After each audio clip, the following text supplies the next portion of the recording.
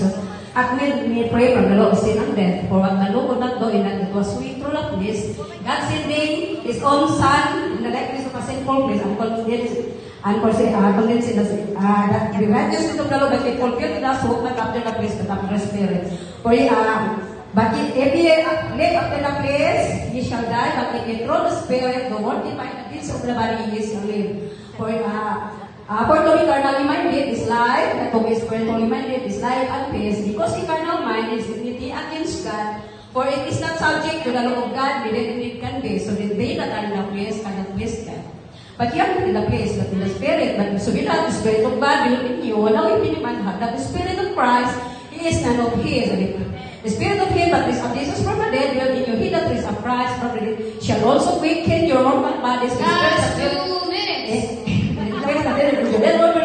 Brethren, I am baptized not to the place to live after the place. For if you live after the place, you shall die. But if it does not to mortify the deeds of the body, ye shall live. For as many as are led by the Spirit of God, they are the sons of God. For ye have not received the spirit of bondage to fear, but ye have received the Spirit of adoption, whereby we cry, Abba, Father. The Spirit itself bearing witness with our spirit that we are the children of God. And if the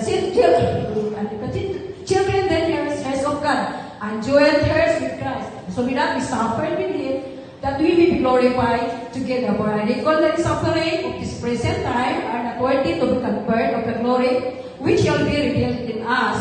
For the earnest expectation of the creature waited for the manifestation of the sons of God. For you have not received the Spirit of bondage again to prayer, but you have received the Spirit of adoption, whereby cry, Abba, Father.